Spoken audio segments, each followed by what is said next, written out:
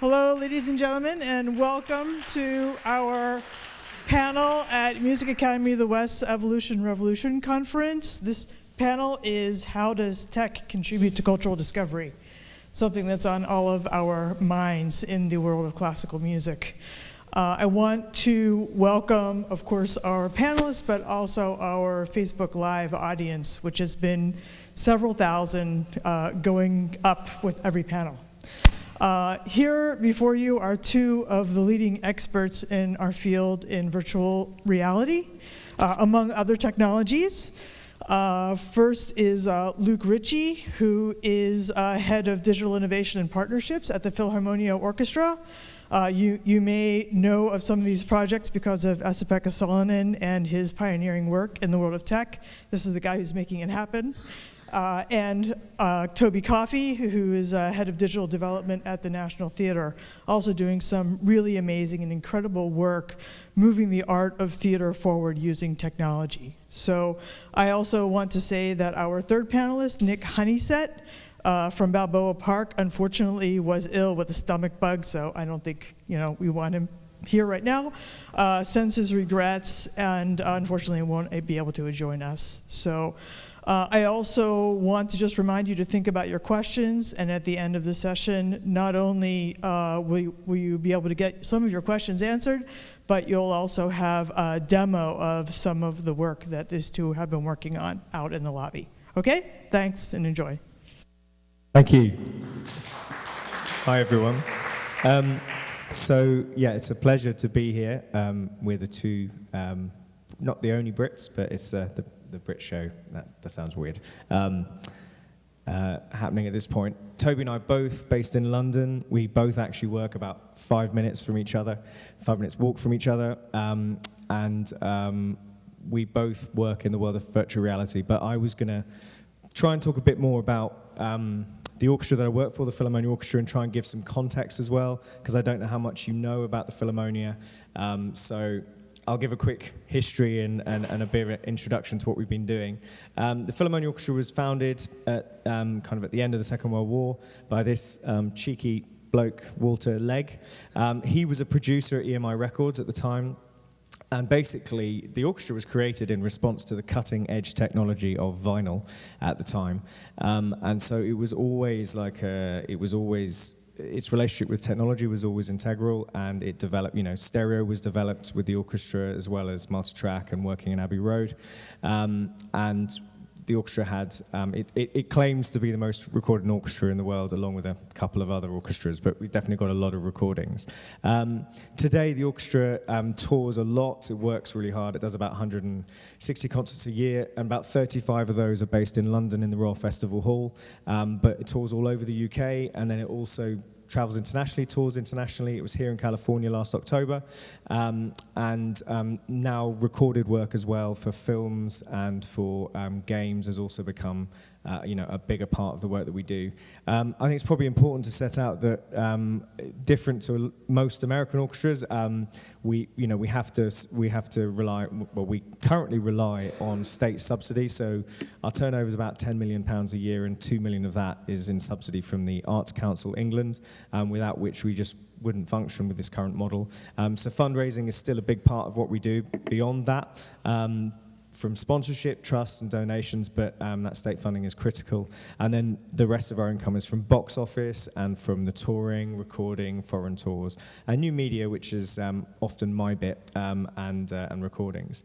And digital is basically kind of at the heart of our mission. So I'm not going to read the whole thing, but in the center of it is we aim to be a pioneer in the use of digital technologies to reach new audiences, create new artistic experiences, and also ultimately generate revenue for the orchestra, which of course is all important.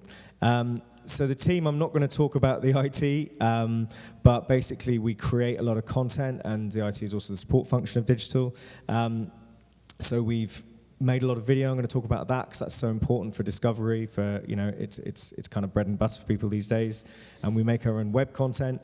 But then I'm mainly going to talk about the weirder things that we've done, which are the productions, the big physical installations, tents, trucks, and then onto virtual things such as VR.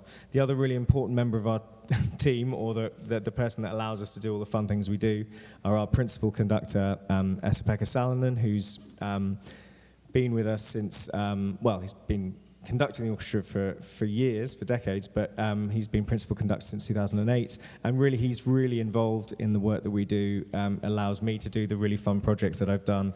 He was genuinely engaged, so for example, when we started working with virtual reality, he knew what it was back in late 2014 and wanted to get involved and is up for experimenting, and we wouldn't be able to do what we've done without that. When we're going to talk about cultural discovery, I thought it's probably also really important to talk about our audience.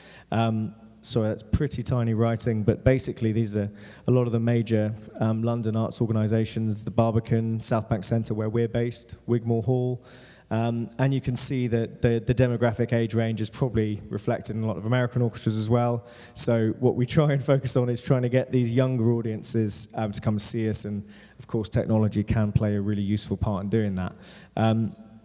So I was quickly going to talk about core work, because it's so important to what we do, and that is first point of contact for people, especially our video work. But then the main stuff I was going to talk about was our physical and virtual technologies. So when I say physicals, I mean big, physical presence like an exhibition, speakers, projectors, or a truck, which is all about getting the orchestra outside of the concert hall and like to people's towns and onto their kind of not quite their doorstep, but like into their local towns. And then the virtual element is virtual reality has really created whole new artistic experiences and actually really has changed I hope changes people's perspectives of what an orchestra is, allows them to see it in a completely different way. It was such a big topic, this, that I thought I'd quickly touch on stuff I'm not going to talk about because there's so many things we could talk about. So I'm not going to talk about music streaming. That's been touched on. That's huge in terms of discovery. For the Philharmonia, we've got hundreds of recordings, and it's quite frustrating to me that the metadata is quite messy on Spotify, so the name Fil Ammonia can be in the title or in the genre or in the album or the artist. It can be in a range of things. And also, we don't have an easy way of connecting with those people. It's getting better, but I'm sure there are hundreds of thousands of people listening to the Philharmonia but that we can't connect with. I'm going to talk a bit about live streaming because that's such a big part of what people do. And then we could have, I'm not going to pretend I fully understand it, but the potential of artificial intelligence and machine learning for discovery, once machines can actually recognize the music you're listening to and already start to recognize pictures and search for them, that could be really transformative. So just talking about the video stuff that we do,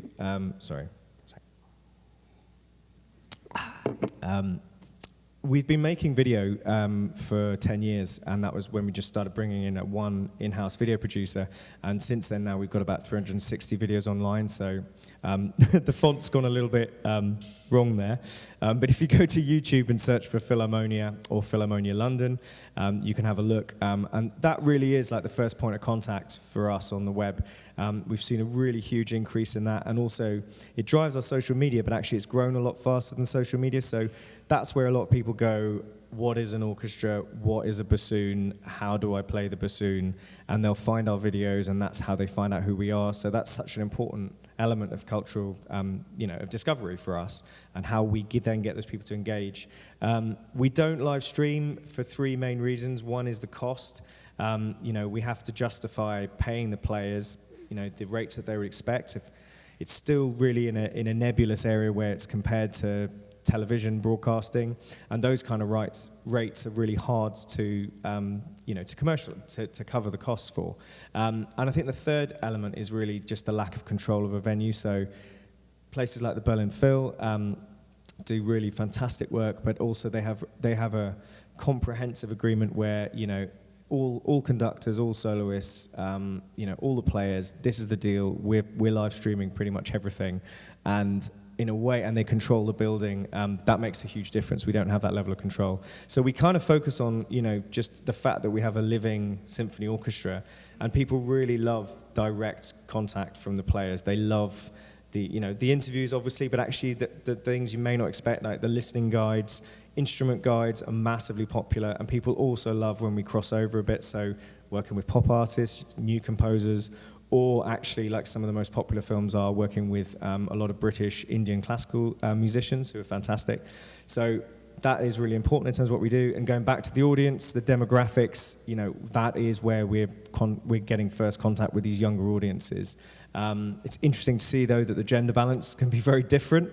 So 74% male is which is in line with wider YouTube trends. So that's also something to factor on these different channels. You have a different gender balance as well to think about. In terms of our web work, basically, as just, we took the decision to bring in an in-house web developer, so we make our own web content. We rebuilt our website, and the latest, now we actually try and make stuff that's more educational, but also more aspirational. So we did an interactive web documentary which combined a lot of new video with a website on Stravinsky, and you can have a look at that. And everything we try and make is to last. The oldest thing we've got is this thing called the Sound Exchange from 2001, which is kind of prehistory in technology terms.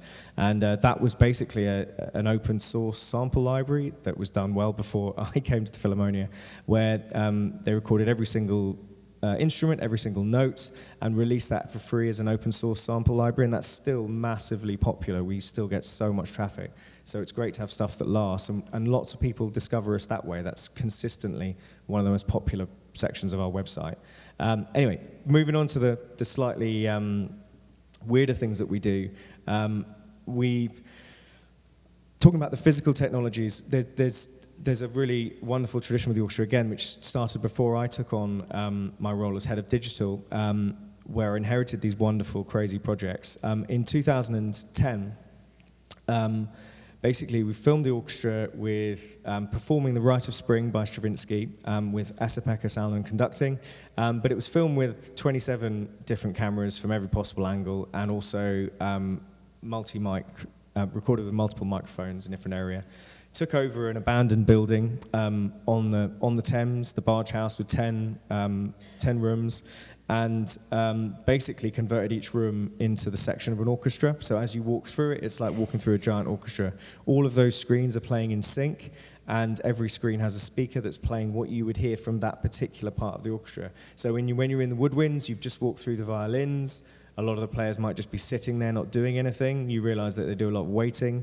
And then in the next room, the brass is like blasting through, blasting over everyone as brass are prone to do. That was really popular, and that's something that we've toured extensively internationally, and it's been it's become a core part of what we do and how we reach new audiences and how we get people to discover us, to kind of get out onto the high street. It basically led to a second, even more crazy project, which was called Universe of Sound. That was a performance of The Planets by Holst, and that was filmed with 37 cameras, which was apparently the biggest multi-camera shoot of an orchestra ever, and also quite bonkers. And basically that opened in the Science Museum in London. And since then has also toured the UK, and we're looking to continue to tour that. And talking about audiences, basically, again, it reaches a much wider, even split, really. We can have like babies and toddlers in there. We can have people in their 90s. It's really like whole families come, and also what's lovely is they come and they stay for a long time. So people will come in and they can sit there for more than 50% of people who come will stay for the entire piece, so they'll stay for more than 45 minutes, not only for the planets, but also for Rite of Spring, which also shows that people are up for, they don't need dumbing down. Once they get it, people tend to walk in and go, what is this? And then once they know what it is, they kind of sit down and relax. People bring their own instruments and play along, or we have our own players playing there as well. And basically, it's become at the heart of what we've done. And I was going to talk about a project we did for a couple of years, from 2014 to 2016, which was all about trying to take this even further. Basically, we took on a project called iOrchestra, where we got a really major source of funding from the Arts Council England to actually try and take these installations to areas that don't necessarily, not London, and also not in major art galleries. So actually say, well, there are lots of people who don't go into the city centre, they don't go to London, they don't go into art galleries. How do you reach those people? So we wanted to show that we could use that to actually engage with areas that traditionally don't have symphony orchestras coming around regularly and try and ignite interest in orchestral music. We're also going to try and build a smaller installation that could even get out of the city centre into small towns and villages and reach people, and try and think of a way to make the installations more flexible. So basically there were three elements. The first was that we built the big installation, first rewrite, The Rite of Spring, the first year, and the second year it was Universe of Sound, The Planets. And that basically kind of landed in the high street of three cities in the southwest of the UK, so Torbay, Plymouth, and Truro, and it was there for 2 weeks, and that was the centre, and anyone could just wander in and walk in.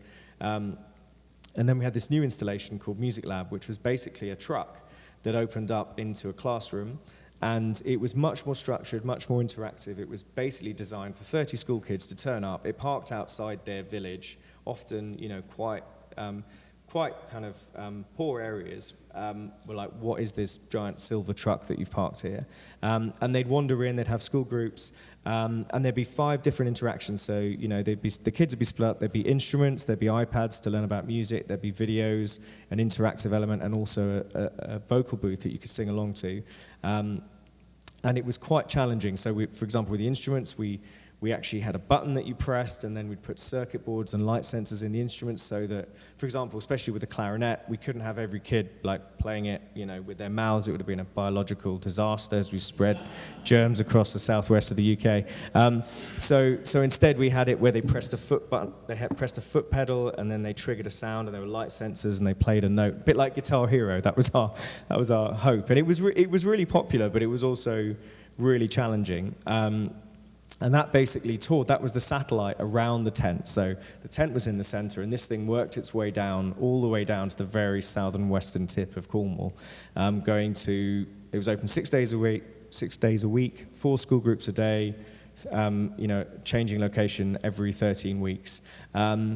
And it was really, in that whole time, it never got vandalized, it never got graffitied. The kids loved it, and they treated it with respect. They loved it when it came back the second year. And it did manage to do that thing of actually basically getting people to discover orchestral music, taking it to their front door, basically. And the aim was that people who came to the tent or people who came to see the truck would basically then come on and see the real, actual live orchestra that came down, and we opened up the tent and did a big open-air concert. And that project reached about 120,000 people over 2 years, which was fantastic, and it did really well. It did also nearly kill us. It was also, we had a lot of technical challenges, though the truck, basically, the more interactive you make something, the more complex it becomes. So we were moving into the area of games design, and we'd never moved into that area before. And also, it was a truck, so it was moving parts. They had temperature fluctuations. There was no internet on it half the time. It set on fire. So there are a range of logistical challenges that we hadn't expected. And also, I think we realized that sometimes just technology wasn't needed. What we realized is that most kids had never held a clarinet or a French horn. And for a lot of it, we simplified a lot of the games because they just loved holding it and looking at it and pressing the buttons. And actually, I think that just having a player with an instrument would have been just as mind-blowing. We didn't need the technology at that time. So I think there's times when we've learned from that, and making things more interactive is actually quite difficult. So that's what we do on the physical side. That's a really big part of what we do. We'll continue to tour the big installations for the next couple of years. The truck, sadly, has gone to the big parking lot in the sky. But the installations, Universe Sound, is still really at the heart of what we do. It's still, to me, really fresh. It's a wonderful thing that I inherited, and that'll continue to tour the UK. And it's never been to America, I may add, so if you know anyone who'd like to bring it over, that'd be quite fun. But I'm going to talk now. I've gone on a bit, but then we've got a bit more time. I'm going to talk about the virtual side of things. So virtual reality, I'm never sure who's tried virtual reality before. Who here has tried virtual reality? Okay, so it's about 50-60% of the room. For those who haven't tried it, basically, you can use a standard kind of Android phone like that, and you plug it into an $80 visor, which is with lenses in it, and basically you put it on, and you're inside a film or you're inside a game, so that when you look up in the space you're in, you look left, you look around you. It is kind of quite remarkable technology. The concept's been around for quite a long time, but actually they finally made the technology work about 3 years ago. And once that started happening, for us, it was a really natural continuation of what we'd already been doing, which was with the installations, the idea of basically putting you inside an orchestra. It's what we wanted to do is, we wanted to make something that was quite visceral and basically transports you onto the stage of the Royal Festival Hall, right in front of Esa-Pekka conducting you. And I wanted it to be in full 3D audio, but also 3D video, but also 3D audio, so that as you turn your head, the audio moves as well. So London's actually got a really great VR community, and again, Esa-Pekka was engaged with this, so we basically went to them and said, do you fancy making something? Let's just try something. And they were this company, Ignition, who were fantastic, were interested in doing that. We made a small demo, proof of concept in late 2014, and then that led to some investment from other partners, including the South Bank Centre in London, and we made a short 4.5-minute film, which we'll be demoing outside afterwards, so please come and try it out. I'll have to set it up, but just outside in the foyer, you can all have a go if you want. We've got 4 headsets. And we basically used that to complement what we were already doing. We had a big 10-day takeover of the Royal Festival Hall last September in London, because the foyer of the Royal Festival Hall is one of those busy places in London. It's right on the South Bank, it's on the Thames, it's overlooking the Houses of Parliament, but I'd still say a huge number of people who come there don't even know there's an orchestra upstairs. They don't even think about that. So the whole purpose was, come to the installation, try out the VR, it'll change your expectations of what an orchestra is, and then come to a live concert. And we had a dedicated, specially programmed concert on the final Saturday night with Esa-Pekka conducting that we got a lot of new people to come and see. So I think VR is really interesting for a lot of ways. For us, it's been really lovely in complementing what we already do. It's like a short, sharp 4.5-minute burst compared to a really long, deep social experience, which is Universal Sound, which is more like 45 minutes.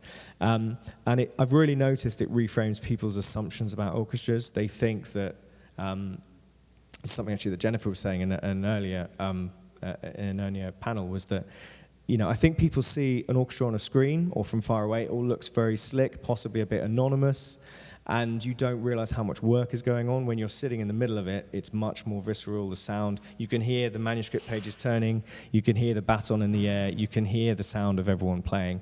And so that's changed people's assumptions. And also I've really loved how classical music fans have responded to it, because I was very nervous about showing it to some journalists from the classical music world, and actually some of those have responded the most positively, because I suppose they know that music best, but they've never got to sit in the middle of the orchestra as it's performing Sibelius' Fifth Symphony. So that's been really really fun, and that's led to new VR projects, and we've really kind of just started the process of experimenting. And we're showcasing it at Ravinia Festival, which is outside Chicago, in July, if any of you fancy taking a very long Uber there in July. How are we doing for time? I'll zoom through. I mean, again, it's in terms of discovery, we had about 10,000 people come and try the VR and the installations, and got 1,500 people to the concert. And I'd say of that, about 700 or 800 were people who'd just never seen an orchestra before. So it was all about trying to convert people and get them to come see us. And again, in terms of demographics, it was very different to that first graph that I showed you. We were reaching a much more varied, much younger, much more diverse audience of what we were doing. So I was just quickly going to talk about VR for people who maybe haven't yet had a chance to get involved in it. I think the first thing I say is it's not 3D TV. That's my feeling. We might all be wrong, but I think it's not a gimmick. I think it's genuinely really interesting. I think it's going to transform the way that we look at, it's a new art form. There are 3 main challenges, basically. One is distribution. We found this, we made our film, but it's still very niche. Not that many people have got these headsets. The 2 big players, I would say, are, 3 are Sony with their PlayStation VR, which only came out last October, Google with what's called their Daydream VR headset, but going forward, that's going to be any Android phone in the next few years. And then Samsung, which is this headset is made by Samsung, they're actually one of the first people to get a consumer headset out. But it's very fragmented, it's a small market, and that's going to take a few years to kind of stabilize. The other thing is quality. It is amazing technology, but it's also the first iteration, and I think that the devices, both from the filming perspective, it's very, there's still lots of huge technical challenges when you're trying to film content, but also right through to the device that you're wearing, you can still notice pixels, you can still notice stitching errors, and that is going to improve quite quickly. And then finally, the obvious big thing is cost. Filming live action like we did, full 360-degree live action, is still pretty expensive. That's one of the kind of cameras that you'd use. It's basically a row of cameras in a circle that film in every direction, and then you manually stitch those images together to create a sphere that you're inside. But again, I think that is starting to get, well, it's still very expensive, but that will gradually, the cost will come down. And companies like Google are starting a program where you can apply to actually loan their camera, and they will let you shoot and edit in VR. So that's often, a possible place to start. And I think the next steps are basically, I think VR is succeeding where it's kind of integrating into something that's already there. So, there are 60 million PlayStation 4s out there, and they've sold 1 million VR headsets. So for $400, you can buy the VR headset, plug it into your PlayStation, and it integrates with what you already have. And the same once it's on mobile phones, on Android phones, there are billions of phones, and YouTube now supports VR as well. So it's gradually starting to grow. But I think the way to think about it, and I think the thing that interests me so much, is that it is a new art form. I think people are still trying to learn the grammar and language, just basic things like you can't direct a shot. If you put someone in a scene and you want them to look there, a lot of the time they're looking at their shoes or they're looking over there. And so it's a whole new way of trying to direct. And I find, and I don't know what Toby thinks, but it's a very small world at the moment as well. There's a lot of really exciting, creative people who are working in this space, and it still feels like quite a small, exciting world where people are still figuring everything out. And I also think what's interesting is it seems to be in a completely new field, and it's somewhere between the games world and the film industry, and it's actually something, it seems like something else. So I think creatively, I think that's what's really interesting. And I think that, the creative people in the orchestral world or wider music world could really develop that. So I've talked for quite a while. I'm going to hand over to Toby in a sec. But I think that's just some of the things that we've done that allow people to discover the orchestra. The physical installation, so as wonderful as VR is, I still love a big physical thing with big speakers and something that's loud, like a big loud orchestra, and that's a communal experience. So that'll still be a big part of what the orchestra does. And I think for us as well, conceptually, it made sense to move into VR. We had an idea that we wanted to develop. And I think beyond VR, again, if we had time, there are things like augmented reality and beyond that, which I think are going to possibly be even more transformational. But maybe we can talk about that in a second. So I'm going to stop there and hand over to Toby. And then after that, we'll have time for any questions, which I'm very happy to take in any direction. So Toby, on to you. Cool. Hello, everybody. Are you good to bring my presentation? Is that it? Cool.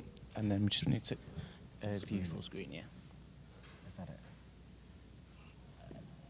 I think if you go view and then full screen mode. Can we tab over? Let me just kill PowerPoint.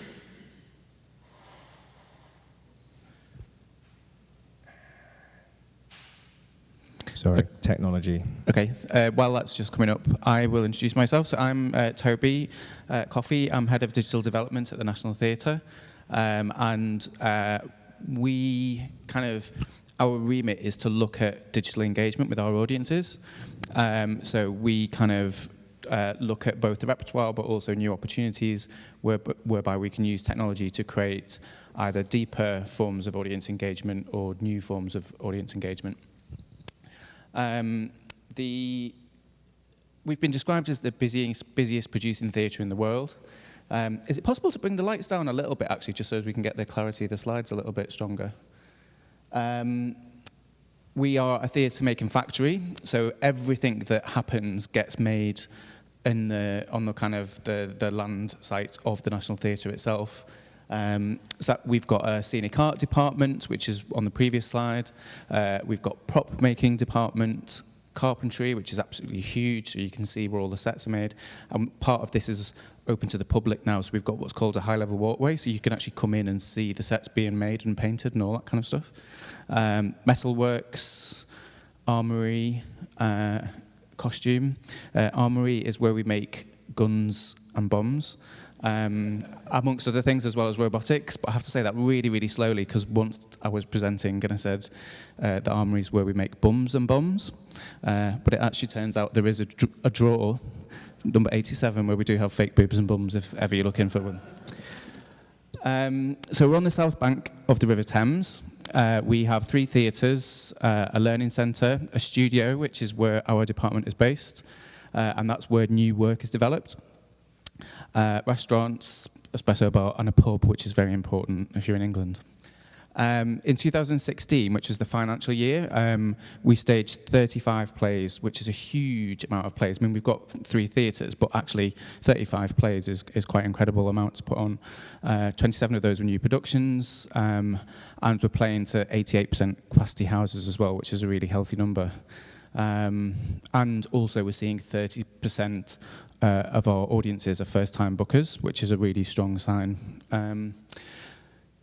We have about 2 million audiences, or between 1 to 2 million audiences on the South Bank itself, but as a sign of kind of what digital can do through our various things, including internationally touring and transferring, but particularly through National Theatre Live, which is our live to cinema broadcast initiative. Those figures go up from 1 to 2 to kind of 7.6 million. And we know that we can go much, much further than that in terms of the amount of people that can actually that know about NT Live and go to see it. We know we can improve on those figures. We have 1 in 3 state schools signed up to what is called On Demand in Schools, and so the Live to Cinema initiative, we put some of those productions onto a special system so that schools can watch it in the classroom. And actually, if we could bring a video up. No, it's called NT Live on the desktop.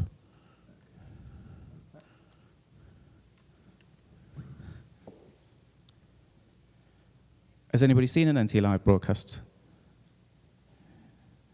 Cool. Shame on you, the rest of you. Is it NT Live Shorts? Yes.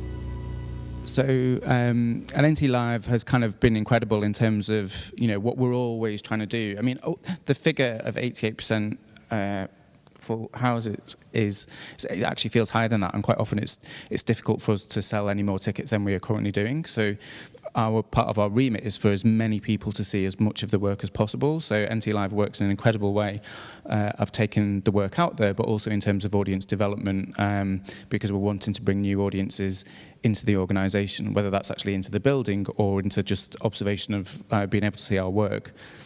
And so what we set up last year, which was a kind of formalization of a strand of work that was happening, was the Immersive Storytelling Studio. And that's where we basically we introduce or kind of socialize artists, theatre artists, with new and emerging technologies to see what it means for their kind of storytelling. So that's kind of 360 film, virtual reality, motion capture, kind of anything that might kind of give them new opportunities in their kind of storytelling repertoire. And technology's always been a part of theatre for, hundreds, thousands of years.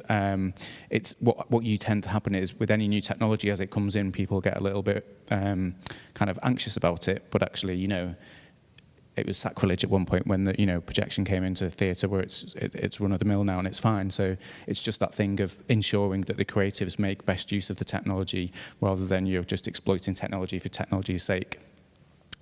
This is Rufus Norris, our artistic director, and he started about 2 years ago and was reading when he started Creativity Inc., which is the story of Pixar, which I thought was incredibly kind of positive for me to see that our new artistic director was kind of reading that book and had his eye on kind of what was happening in Silicon Valley.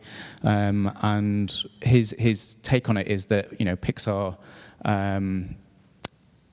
it was kind of an incredible thing, but it became absolutely huge when you brought the storytellers in. And that's always been the case in terms of technology and then storytellers. It's when the two come together that you get the best results. And that's kind of the kind of philosophy behind our studio. To give us a kind of, to look at VR to kind of back up what Luc was saying, where we are in terms of that as an industry itself. There was somebody from Oculus a couple of years ago said that VR was at the 8mm stage. That is comparable to the 8mm stage of film, and I think we're actually much, much earlier than that. There's so much that needs to be developed. There's so much that we need to learn as storytellers, as creatives. So that's really promising for me because, there's a lot of people who talk as if they've got it nailed already, and actually that's completely the wrong attitude. You should be really open to learning and finding out these new ways of working. VR years are like dog years, so the amount that happens in a 12-month period in the industry is insane. And I think that combined with the fact that there's a gold rush mentality out there at the moment, which everyone wants to do VR, everyone wants to do 360, everyone wants to jump on the bandwagon, has got its pros and cons. It means it's more accessible for people to get to the technology and to make that work, but it also means it's a kind of perfect storm for a lot of rubbish work to be made, which is kind of what's happening. And what I see the role of us as creative organisations is for us to keep the bar high. So this is a great opportunity. There's a lot of talk in the UK about what does VR mean, and for me it's another strand for the creative economies, which we kind of thrive really healthily on. This is a new strand of that type of activity, and we should kind of push and keep the bar high, as I say. We started in 2015 with our first kind of what you might call Immersive Vr project. We'd done stuff before that, but this is the first one to include VR. And we had a show called Wonder.Land, which was a musical adaptation of Alice in Wonderland. And it was Damon Albarn's musical adaptation, written with Moira Buffini and directed by Rufus, our artistic director. In the show, Alice is actually an avatar of a girl in high school. The rabbit hole is the internet, and Wonder.Land is this virtual kind of wonderland that exists online. So it was kind of a perfect kind of provocation to do something in VR, basically. If someone said, are you going to make a game for Alice in Wonderland? And I was like, no, we're going to make VR. It's kind of like a perfect brief. So this is Wonderland as it was designed for the show. So that's Che the Cheshire Cat. There's a zoomed out view. It's quite a trippy Wonderland. And what happened is we worked with the show's designers to take the assets that have been made to be projected onto flat on stage to then make a kind of VR experience. And so what we did was we made a 4-minute VR music experience where you kind of fell down the rabbit hole, experienced Wonderland, and then got serenaded by Che the Cheshire Cat. There was a lot of talk about doing stuff that was more complicated than that, but actually the kind of brief that I gave was that it should be like a music video in that it's kind of ephemeral, it's short, you can watch it again, you would want to watch it again.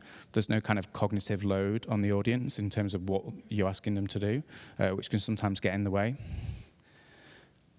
It did incredibly well for us as a film in its own right. Sundance Film Festival picked it up. It's still kind of on tour now. We've probably had access to kind of over 300,000 audiences through the festival circuit. So as a test to market for us, that again, in terms of audience development, we're being seen in a new light, and our work's being seen in a new light all around the world.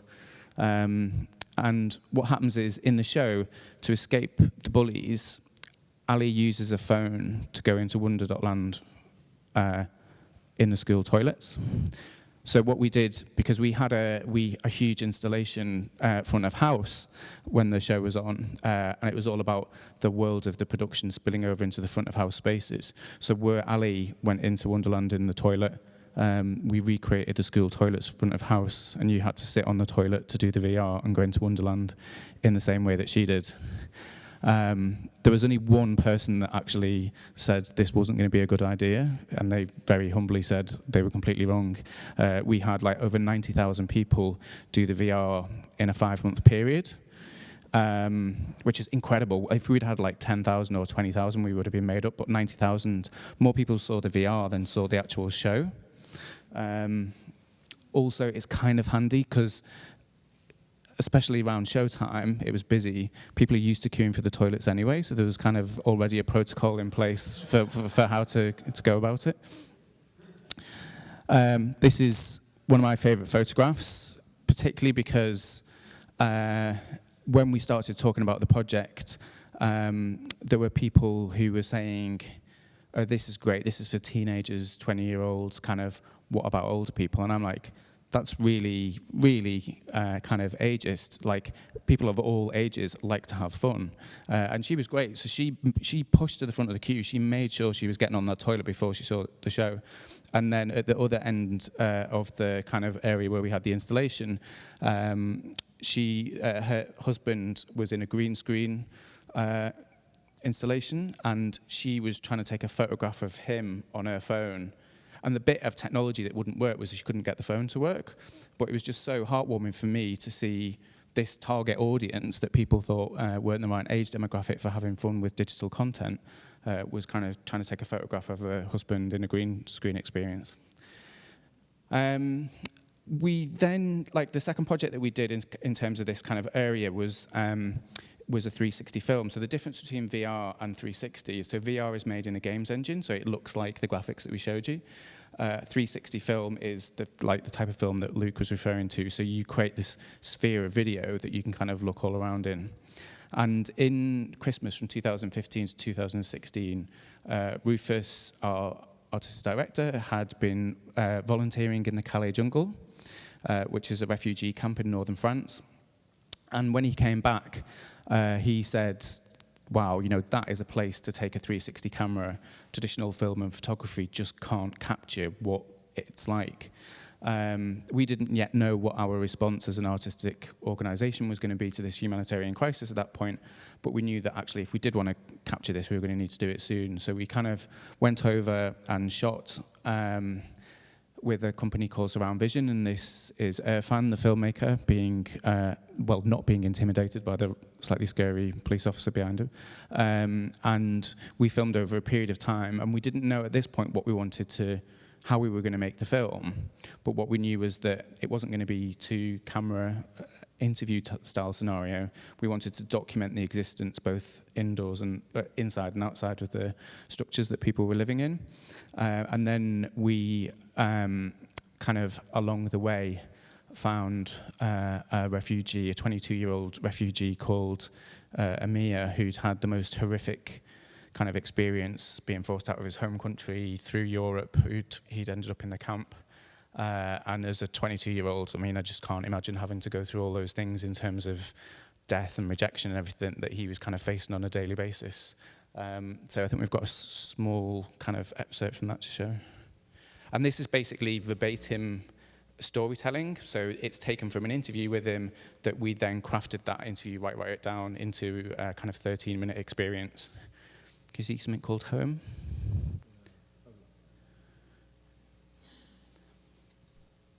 Thank you. My father had little money, and you know my situation, danger, because me, They're not playing. many people die in my cell.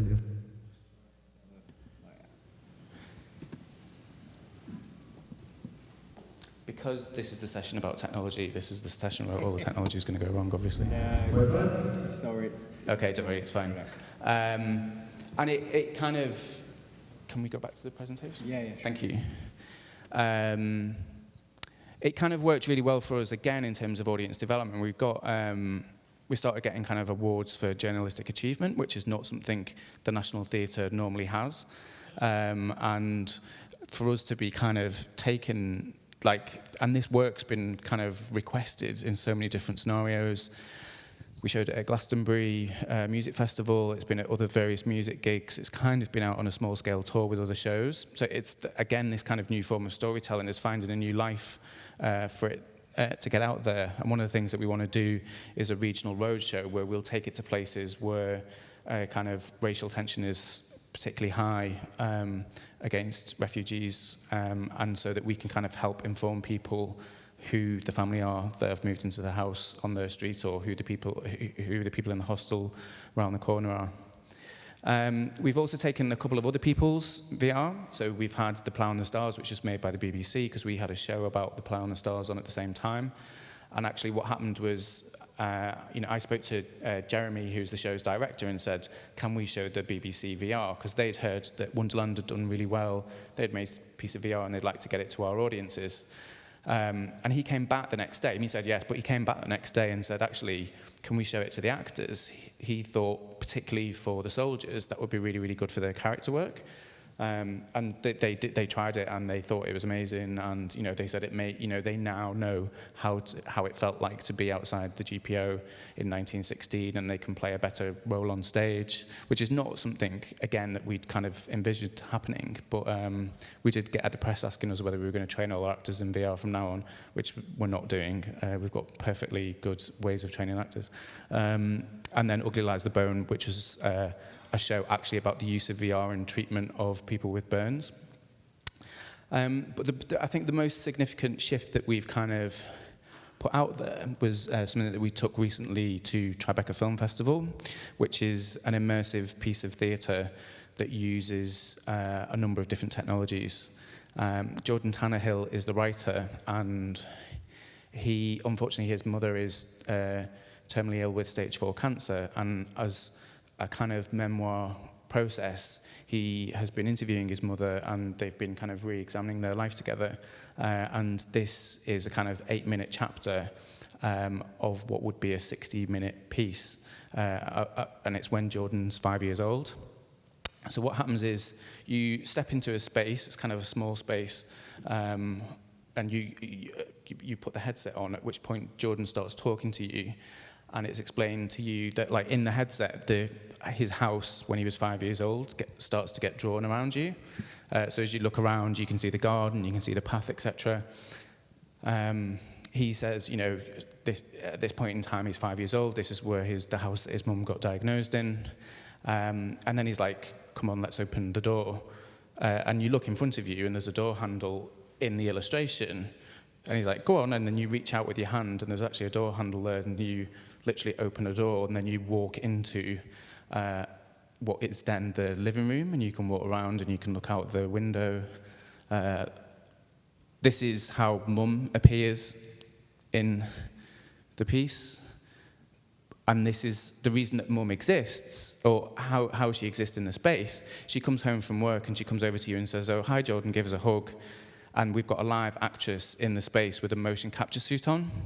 So when Mum, the actress, makes a movement in the space, then the animation that you've got it in, that's where you see it. So this is somebody getting a hug from Mum in the kind of VR environment, but this is more akin to what he's seeing. And it's excuse my language, but it's kind of like what I call the holy shit moment, where it's like people realize, oh wow, this isn't just VR, this is actually live, it's interaction. When someone comes and gives you a hug like that, you actually see it in their body. It kind of changes the way that they kind of engage and they kind of lose inhibition. So this is in our kind of tech rehearsals. So basically, you've got your audience member on the right with the headset on, and you can kind of see on the screen what he's seeing. And then this is Mum in the middle with the kind of motion capture suit on. And then this is Jordan, the writer, on the left-hand side.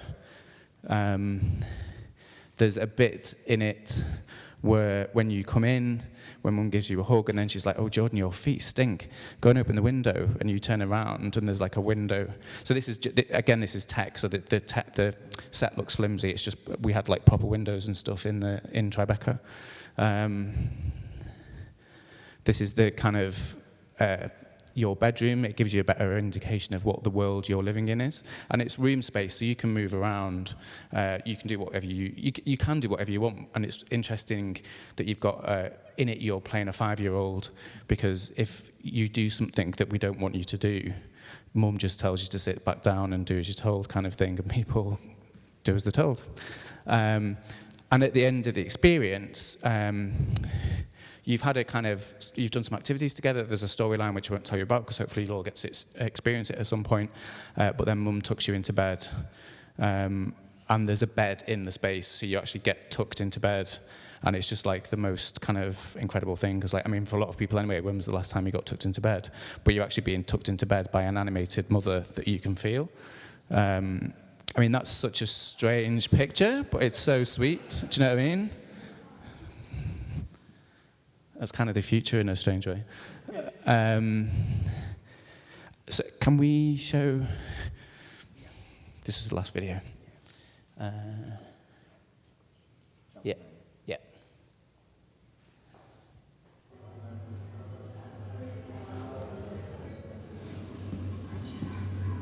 The narrative is a memoir piece about the relationship between Jordan and his mother.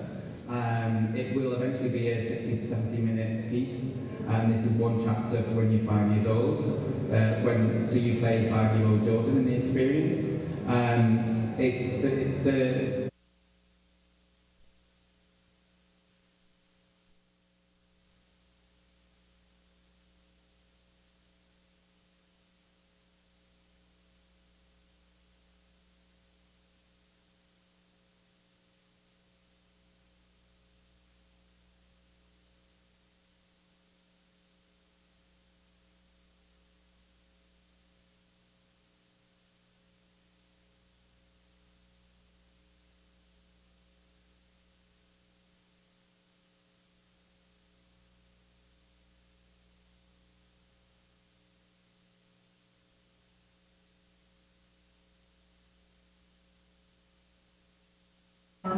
be in a space with you physically.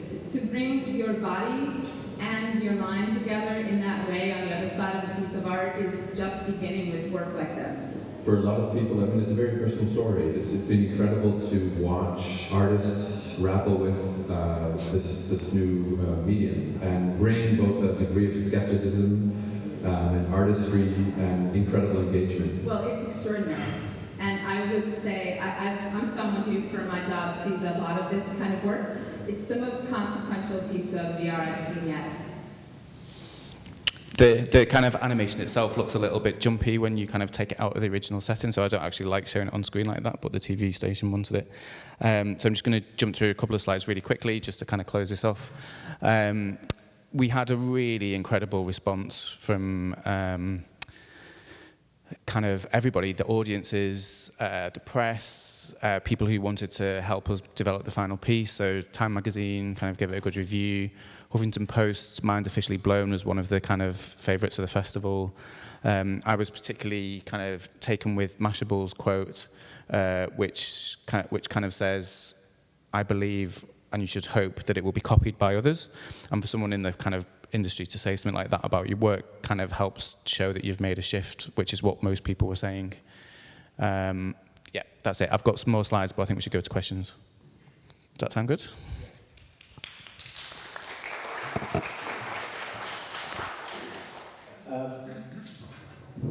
Yeah, I just wanted to say, like, I haven't yet seen Draw Me Close. I'm dying to see that, so I'm going to come and knock on your door, Toby, when we're back in London.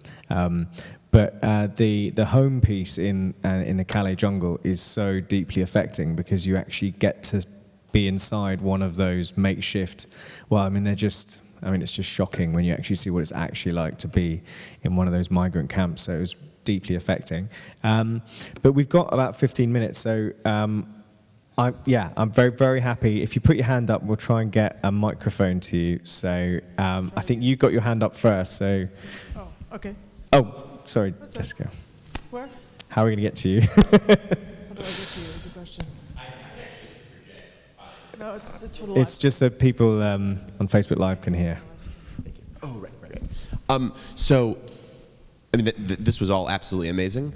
I want to ask a slightly provocative question, which is, have there been, at your respective institutions, have there been conversations about going full steam ahead with an almost debilitatingly immersive technology that I think might, if irresponsibly propagated, have the power to atomize society further?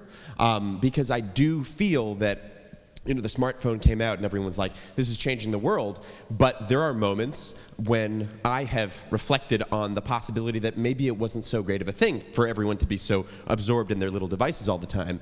And I don't really see, dysfunctional government regulating that or facilitating that conversation. And I actually think that might be in the province of the arts and great, institutions of art to have those conversations about what it means to be just barreling ahead. Because, I've experienced some of these VR things, and it's totally eerie how much it takes you away from the world. And it's powerful, but I'm just wondering if these are conversations that have been had.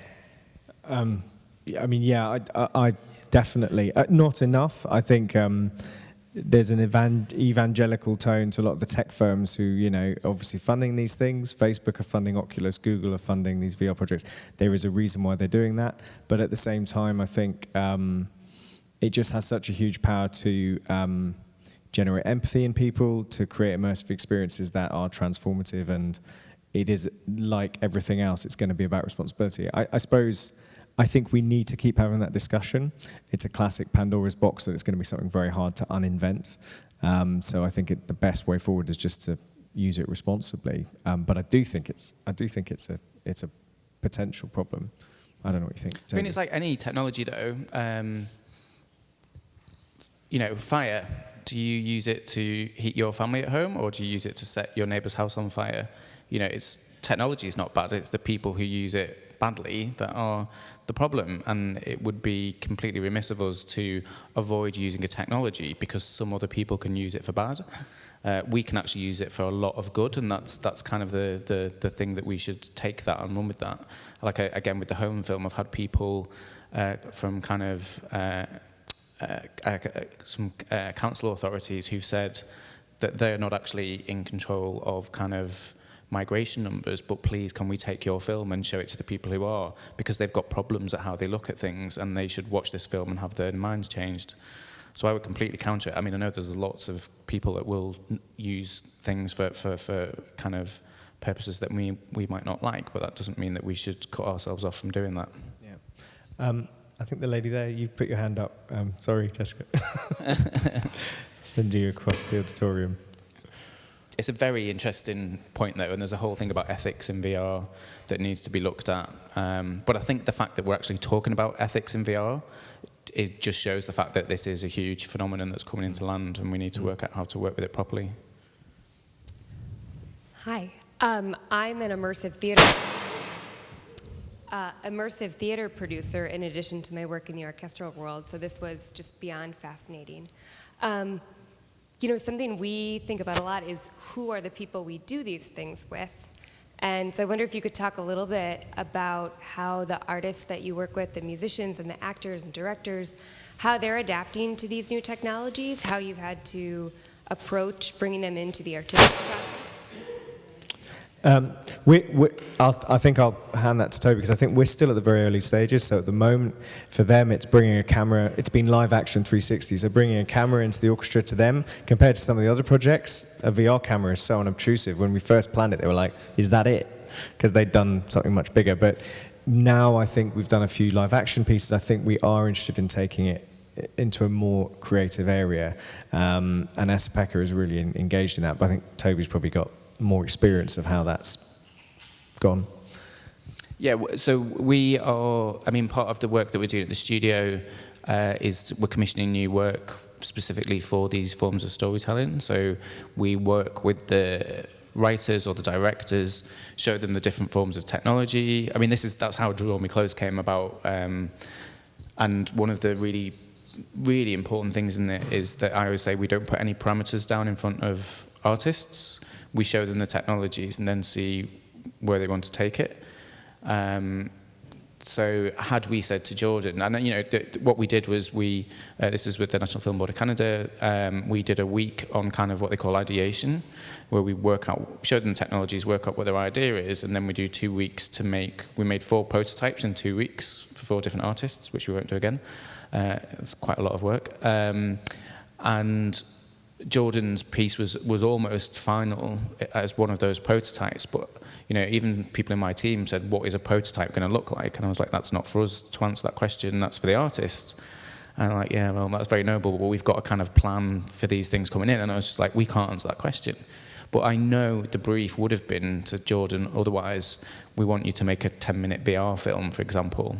And I'm so glad that we didn't do that, because he's just pushed it way, way, way beyond. I mean, like everyone said at Tribeca, this is a completely new form of kind of media, performance, engagement, and you've just got to create as many of those opportunities as you can. Jennifer, I think you had a question.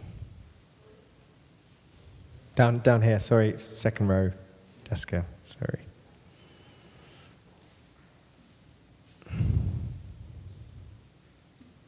Okay, so I'm just going to ask a practical question about budget. What percentage of both of your budgets, of both organizations, is devoted to your areas, to VR or experimental or technology? From my side, I've moved roles. So I was the head of the whole digital team, the web, video productions and the IT. And actually I've moved aside to basically work on innovation and partnerships starting actually this week. So it's quite a new move. But that's only through support of a particular trustee and donor who supported us. We just wouldn't be able to do that.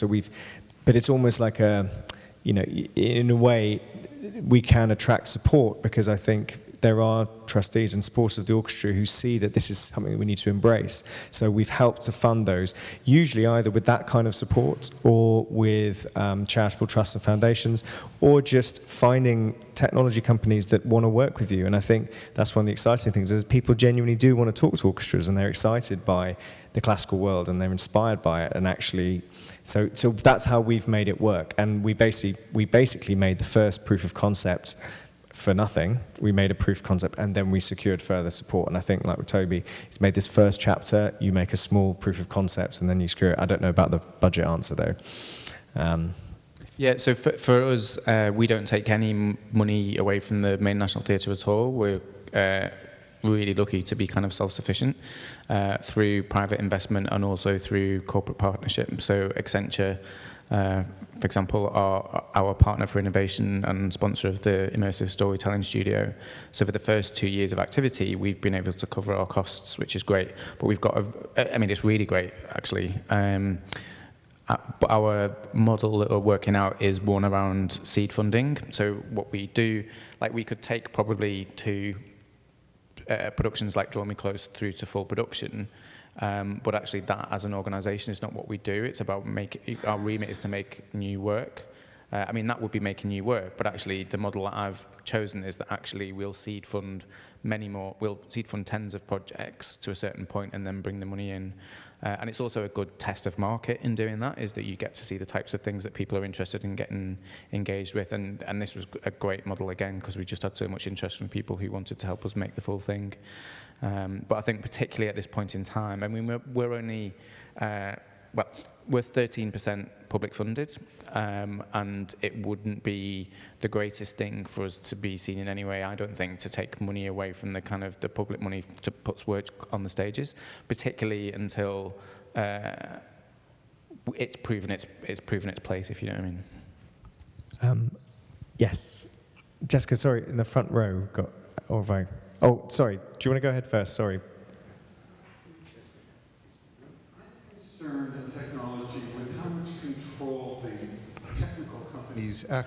technical companies actually have over the material, which can go out of date very quickly. I've just thrown away a bunch of Voyager CD-ROMs, which have some brilliant musical analyses on them, but if you don't have a computer that's 25 years old, you can't use them anymore. And while you didn't mention it, the Philharmonia made an app, the orchestra, which I actually worked on.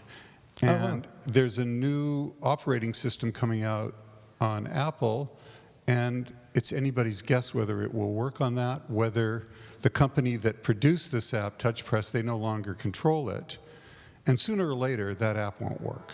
I mean, maybe they'll update it for the new operating system, maybe they won't, but there's going to be an operating system down the line, and these people aren't going to maintain it. The app, I mean, we still talk to TouchPress, they're now Amphio, and I didn't talk about the app just for time, but the app is still something that, again, a great thing about orchestral music is that app is still, I think, really fresh, and the repertoire obviously doesn't age. And it's still, to be honest, the only app on the iPad that really does that has that rich, called the Orchestra, and it has 8 different pieces of music. And so we still get revenue from that, and it's still something that we love. So I think iOS 11 is a big update, but I would still hope that would still work on it. We still release updates on the. You have no control over that, right? I mean, yeah, we do. Yeah, will they make a 64-bit version of it for the new iPad? We do still have a partnership with Amphio and TouchPress. So WWDC was a few weeks ago, and I don't know the answer to that question, but it's definitely something that we would keep doing, and we still talk with Music Sales, our partner. What was your involvement? Because we haven't met. I wrote the text. For who, sorry? I wrote the text. Oh, fantastic. Well, we should meet afterwards. So we haven't met. No, I mean, I'm just concerned that sooner or later, as I saw what happened with the CD-ROMs and that, none of these things don't last. I think that the only thing I'd say is I think that, there's 32-bit, 64-bit, but there's a gradual move to, I still think that is partly inevitable. There's a constant issue with storage, but I'd say that Apple, the iOS platform, those devices have been a lot more stable than most other devices. I mean, for my mum's got an iPad that is a computer that works in her presence, because every other computer we had before then, she would manage to stop it working within minutes. But the iPad has just withstood her use for 7 years. She loves it. It's lasted 7 years. So, the app was released in 2012. I'd really hope that, I'm quite alarmed, so I need to check that, that we would continue that. It is a challenge, but it's funny how the life of the app still carries on. So the player videos that we did for that, they're on YouTube now, and they're hugely popular. So I think actually orchestras have got a bit more of an edge, is that what we can make, like that sample library or the Stravinsky site that we have, I hope that that's going to last. We've made it as best we can in HTML5 for the web so that it should last at least a decade. We try and make everything with a view to longevity, and the videos that we make, we try and work with soloists or conductors or composers that will stay with us. But VR is going to be so much worse than that initially. I mean, it's moving so quickly. It's just the nature of technology. Right. So do you think any of the VR that you're doing now will be I mean, are you just thinking about it for the moment, or are you thinking about I think that investing in VR these is still things? at a very early phase, so it's moving so quickly. As I said, in terms of distribution, the great thing about the iPad is that was a mature market, and those were devices that you could build a really complex app for that was ready to take it. VR just doesn't have that yet. It doesn't have an established platform. I think we've decided to release on the PlayStation because I think that's probably the most mature, stable, and advanced platform. But even then, I think that it's something that's going to move very quickly. But also, I don't know what the alternative is. I mean, do we say technology doesn't advance since the CD-ROM, just so as that we can all play CD-ROMs? I think the bigger problem actually is, I mean, we've got to accept that technology advances, and therefore we need to keep up with it. But actually, a big problem, and there was a huge thing run at the Phi Center in Montreal recently about this with MIT and a couple of other organizations, including Google, looking about how we actually properly set ourselves up to archive digitally in the types of environments that we're working in now. So you can, take the content from a CD-ROM and make it available in forms, not necessarily to update it with VR, but just make sure that it's accessible and you're not going to not restricted to some piece of plastic, effectively, that isn't going to play in another 10 years, if you like. And I think that's a really big issue that people are scratching their heads over. Okay, how do we, all these different types of work, how do you archive that and make it available for people further down the line? Yeah. I think we've got time for one more question.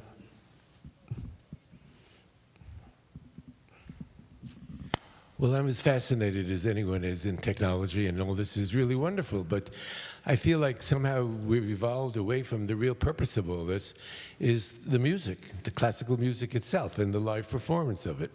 And none of the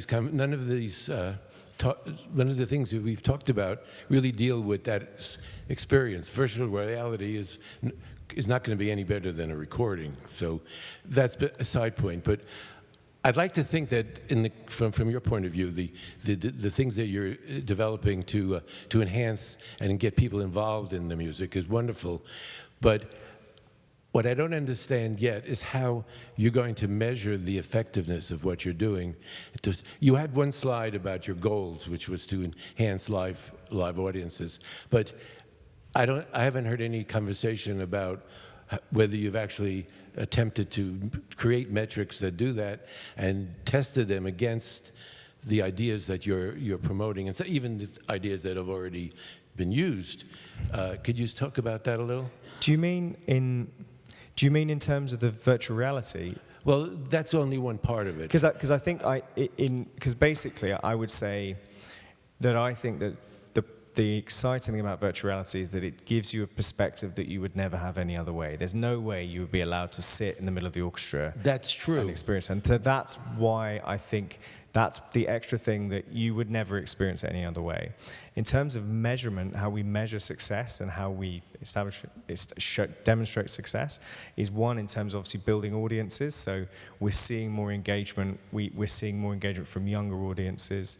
And then in terms of revenue, we're seeing more revenue consistently coming in through the box office. You have data which shows that you get new audiences at first, maybe. Have you tracked it over time to see whether you keep the audience? We have, but actually retention is a huge challenge. So it's a very huge challenge. It's a huge challenge. And again, I think that's why actually the big physical installations are so important to us, because they are all about trying to actually measure and show a pathway. So, the big installations, we've had hundreds of thousands of people coming to them. That's great, but if they just come and leave, that's no use to anyone. What we try and do is we do a lot of.